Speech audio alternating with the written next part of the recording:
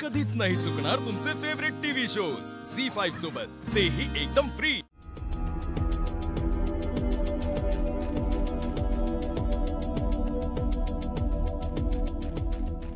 AJ, मला तुमच्याशी थोडं बोलायचंय। Not now. एजे, मला माहितीये तुम्ही आता दुखावले गेलात, पण तरी मला असं वाटतं की तुम्ही एकदा प्रमोद सर आणि विराज सरांच्या बोलण्याचा विचार करायला हवा। मला माहितीये तुम्ही त्यांच्या भल्याचा विचार करूनच त्यांना परवानगी नाकारली, पण ही तुमची बाजू झाली। मला हेही माहितीये की एक वडील म्हणून तुम्हाला असं वाटतं की तुम्ही जी सेफ स्पेस क्रिएट केली आहे त्यात त्यांनी काम करावं, तुमचा बिझनेस पुढे न्यावा, मोठा करावा, पण ही तुमची बाजू झाली। प्रमोद सर आणि विराज सर यांना ना हा तुमचा बिझनेस त्यांचा आहे असं वाटायला हवं, फक्त तुमचा नाही।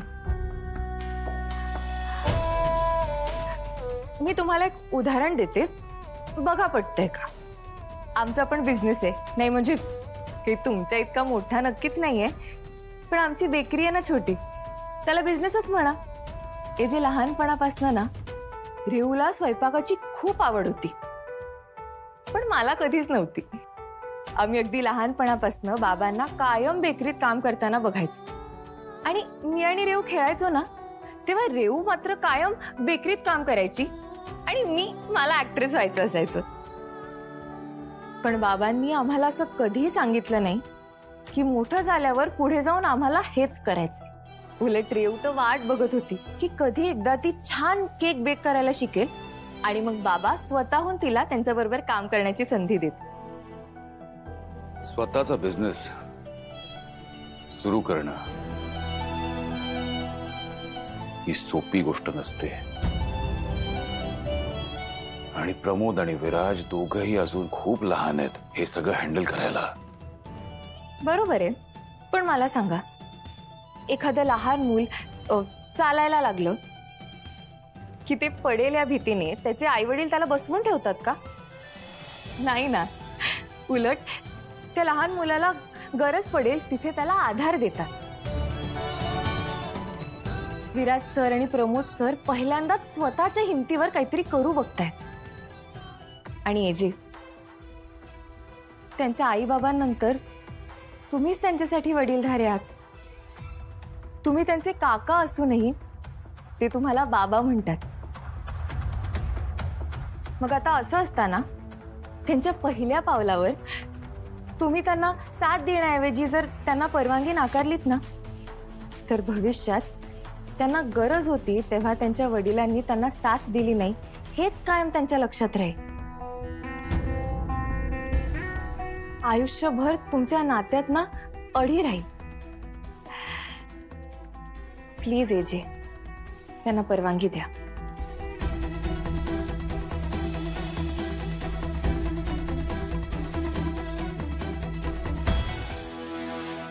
लीलामुळे आता आणखी काय काय सहन करायचंय मी?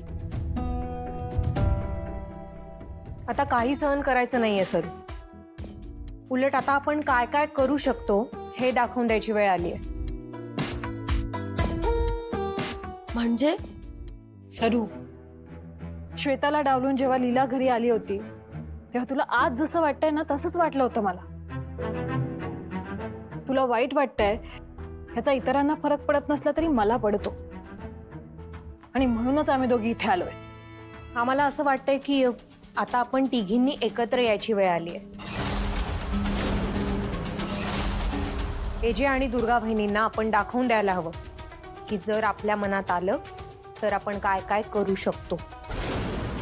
आणि आता कितीही काहीही झालं तरी दुर्गा वहिनी आणि एजेंटच्या तालावरती आपण नाचायचं नाही। आता आपण फक्त आपल्या डोक्यानेच वागायचंय।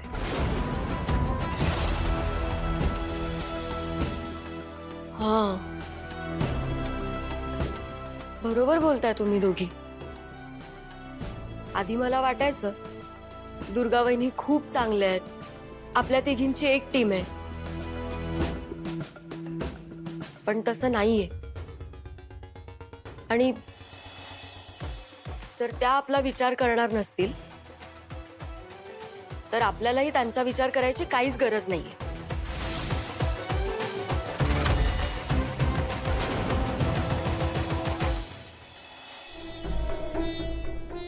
अरे बापरे, आज काय स्पेशल? कुठे काय स्पेशल, सहजच. सहज येणाऱ्यातले तुम्ही नाही.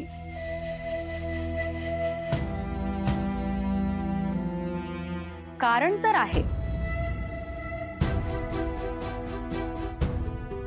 हो आहे कारण, पण मी ते तुम्हाला कशाला सांगू? मग तुमची मदत कोण करणार? तुम्हाला कसं कळलं मी मदत मागायला आले ते? मुद्द्याचं बोला. मदत हवी आहे का नकोय? हवी आहे, पण मी ती तुमच्याकडून का मागू? एजे माझे जावई आहेत तर मला जे काही मागायचंय ना मी त्यांच्याकडे मागेन. माझं मी बघून घेईन. हा, खुशाल मागा मदत, पण त्यांना त्यांच्यासमोर हात पसरलेला अजिबात आवडत नाही.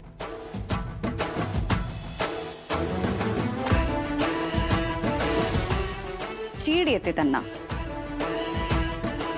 पण ठीक आहे, तरीही तुम्हाला मदत मागायची असेल तर जा. जाणारच आहे. भीती घालताय ना? एजे नाही म्हणाले तरी सरोजनी ताई आहेतच की. त्या मला काही नाही म्हणायच्या नाहीत, कळलं? नक्कीच. आमच्या आजीना कुणालाच नाही म्हणत नाहीत. पण ही गोष्ट आहे ना, एजेंना सुद्धा जाऊन सांगतील. मग त्यांची नाराजी पत्करावी लागेल. एवढं सगळं करत बसण्यापेक्षा माझं ऑप्शन सहज सोपं नाही का? पण तुम्ही ठरवा. हा,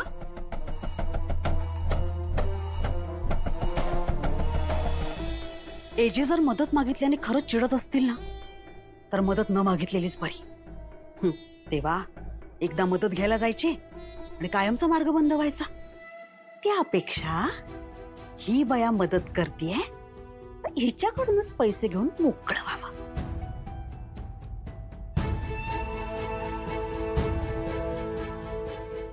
नाही म्हणजे ते मुलीच्या सासरी मदत कशी मागायची? वेळच तशी आली आहे. हो, स्पष्ट बोला. किती पैसे हवेत?